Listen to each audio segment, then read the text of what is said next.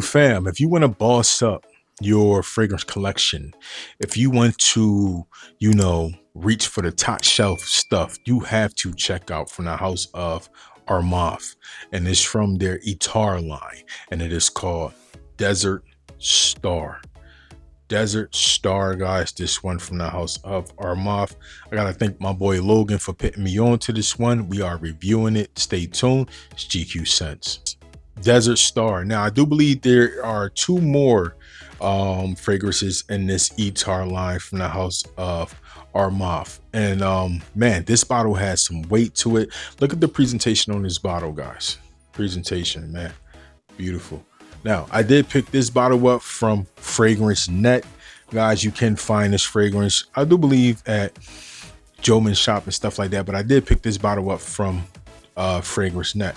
And this is the box for, presentation wise. Now, my box did come a little bit detached on the back. You know what I mean? No biggie. We don't really care about the boxes over here, but just overall, front of the box is dope.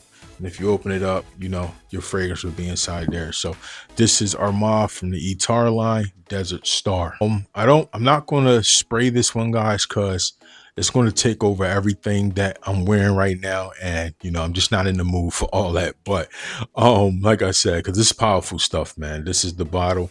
The bottle got some weight to it. It's a heavy bottle. Now, to start this one out, it does start out a little bit more on the fresh side. But I'm telling you guys that bergamot is really going to take a back seat, and you're going to get immediately hit with the pink pepper.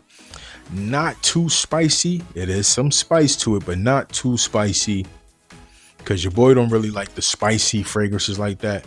Not too spicy. Mixes well with the bergamot. That vetiver is a little bit earthy. That vetiver definitely adds an earthy component to this DNA. Also that cashmere wood, but immediately the cedar wood. If you are a fan of cedar wood, then this is the fragrance for you. So it's definitely a little bit more on the dark side. It definitely has that maturity feel to it. That bergamot is there. It does keep the fragrance from being super spicy, earthy. So it does mix as well. Does mix well. But at the same time, this is definitely I don't want to say it's fairly dark in his own way. Mature, definitely has that Middle Eastern vibe going on with it. But it is a beautiful scent profile, guys. Must note, softens it up a bit, so it's not just this overly spiced fragrance that to me will turn some people away. Even this right here will turn some people away, but at the same time softens it up a little bit. Amber gives it that warmth. So to me, what this fragrance is, and if you have smelled Blue Talisman or renditions of Blue Talisman, this is in the mid into the dry down, comes off smelling like Blue Talisman DNA, but minus the citrus notes out of Blue Talisman. So I think Blue Talisman might have like grapefruit in it or something, man, like orange in it or something. If you take those citrus notes out of it, leave the bergamot, that's to me what kind of vibe you get from this fragrance in the mid and the dry down. Yes, beautiful scent profile for the price point. Like I said, this is the one that you reach for top shelf. You're going out at night, you want to add a little mystique to your what you're wearing. You're not going to smell like everybody in the room. You're not going to smell like your Dior Sauvages and all that kind of stuff, which is nothing wrong with that. But this right here is a different kind of DNA. This is a different kind of beast right here. Like I said, to me, in the mid and the dry down, I get Blue Talisman vibes minus the citrus notes out of Blue Talisman. So keep the vetiver, keep the spice up in there, keep the earthy tones that you get from Blue Talisman. Not everybody's a fan of Blue Talisman. So, but if you have smelled that, then you know the kind of vibe that I'm talking about, that you can possibly relate to. Now, this is a scent profile that your boy will wear more so into the spring, into the fall.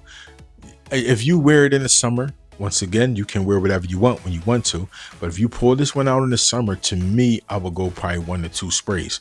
Normally, I'm an 8 sprayer guy. 8 sprays. Summertime, I'm dumbing this one down to that 2 to 3 mark.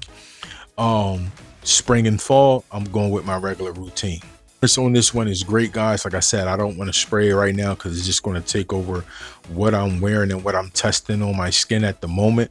But overall, this etar line, this is my first pickup from them. I think the other ones lean a little bit more to the feminine side, so I can't say I might add them. But from this etar line, this Desert Star is a banger for sure, fellas. If you want to, like I said, upscale your, your catalog, this is the way I would go. And like I said, this bottle is definitely wearing my arm out right now because it does have some weight to it. But overall, great pickup. Like I said, my boy L put me on, and appreciate that one, bro. That performance on it is monstrous. If you're not used to wearing, the little bit more of the spicier, earthier scents, then this one is not going to be for you. If you are, then you don't mind being the loudest one in the room with this kind of scent profile. Will light up a room. When the first time I wore it, guys, I got about 8.5 hours that was with 8 sprays. This is a beast. This is a different kind of monster. But I don't say that to scare you. I'm just telling y'all, and keep in mind, these are all my opinions. This is what I'm getting from the DNA. All right. So that's my thoughts on it. Spring, fall, winter, go easy on the sprayer in the summertime. But overall, it is a very versatile scent profile. All right. Thanks for watching another video with GQ Scents, man. If you need more content, click on that video header up above. If you want to like and subscribe to the channel, you can go ahead and do that as well. And your boy catch you in the next video. Peace. Salute.